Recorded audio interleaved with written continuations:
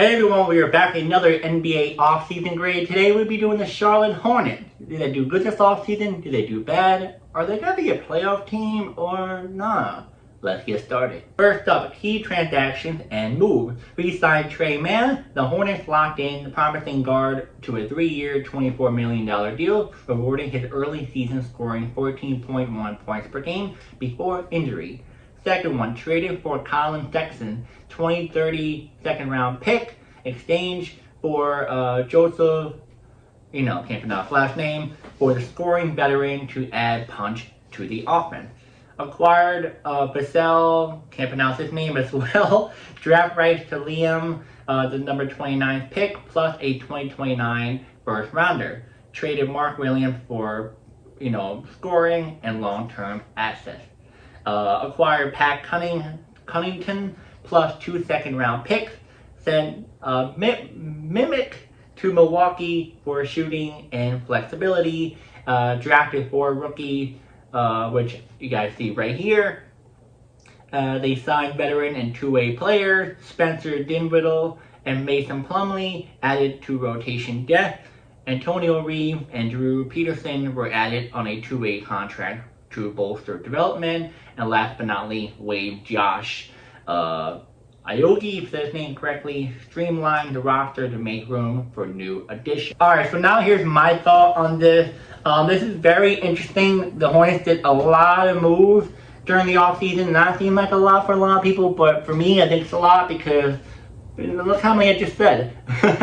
So Trey Mann, re-signed him. I love this. Yes, Trey Mann was out with an injury, but before the injury, dropped 14.1 points per game. Awesome. 3-year, $24 million deal.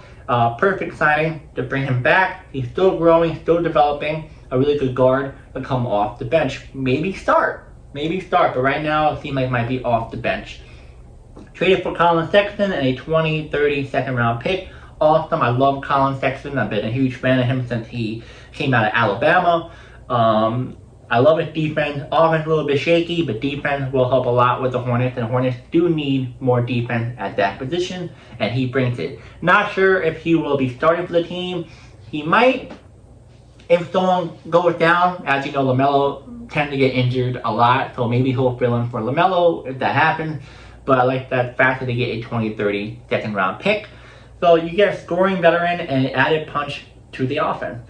Now they acquired the veteran, but then they got rid of him, if I'm correct on that. Pathology Mystic, is his name right? They got him, and then I think they sent him to Milwaukee, if I'm correct on that. I think I made a mistake, but I think I'm right on that, because they acquired Pat Cunnington plus 2 second-round picks.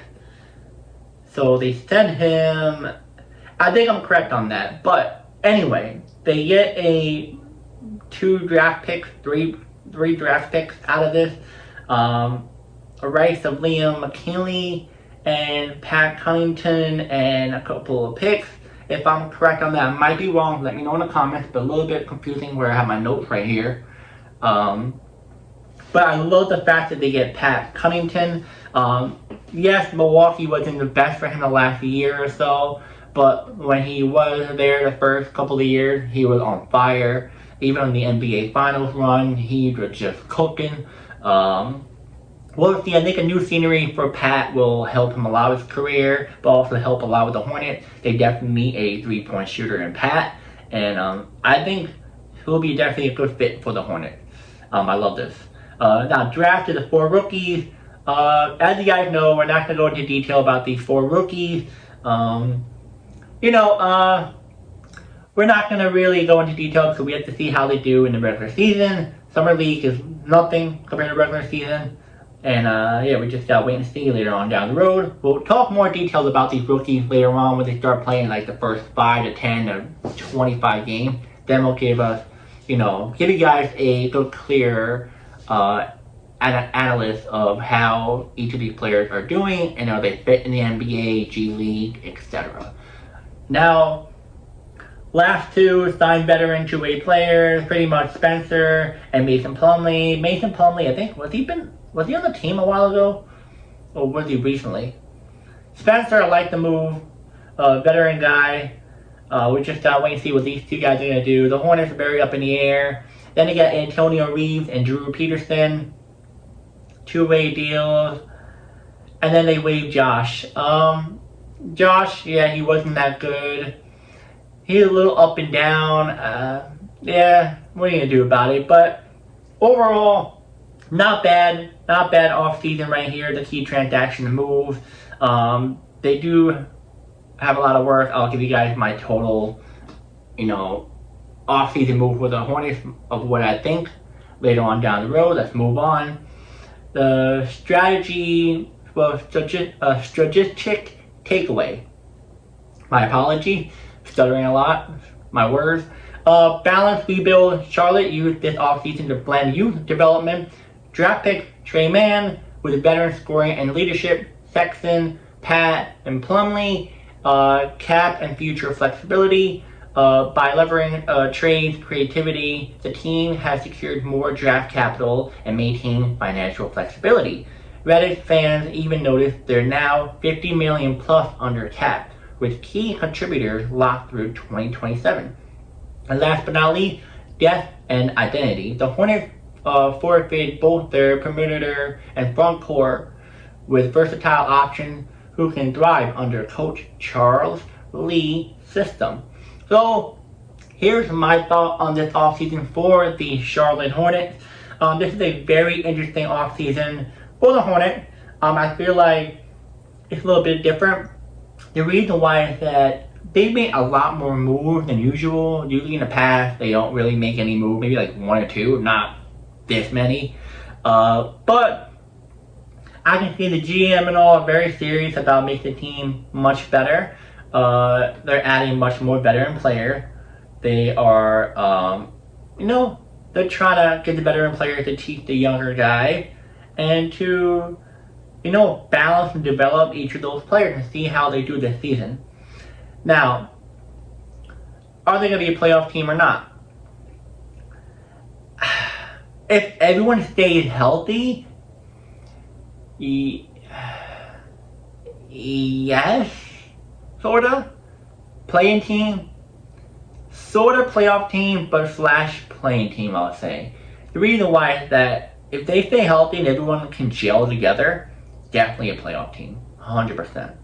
Now, the reason why I say slash playing is because injuries are a main cause, plus we're not sure that everyone's going to gel with one another. So if they can't gel, then maybe playoff team, because the East is really weak. But if everyone's injured, playing team at most. I feel like they have the potential to be a playing team. They have a lot of good talent on the team. You bring veterans like Spencer and Colin and Plumlee, and you have good young pieces like Bridges, LaMelo, one or two other players. So they do have talent to get into the playoff or play in. If I don't see them in the play-in or playoff, then that just, I don't know what to say. But yeah. Now as for the grade, how would I grade their offseason? A being good, S being bad. I'm gonna give it a C. Yeah, I know you'd be like, what? Why a C? The reason why is that they are doing something totally. They're actually doing something.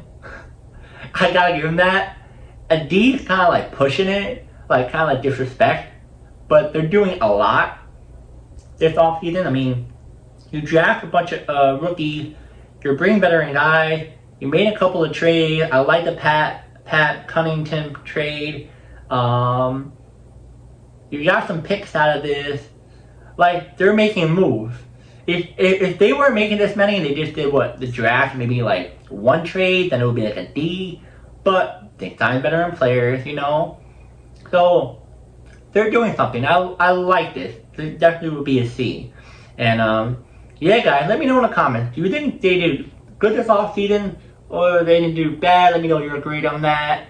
And do you think they're going to be a playoff team, playing team, or not making it at all? And yeah, I'll see you guys next video.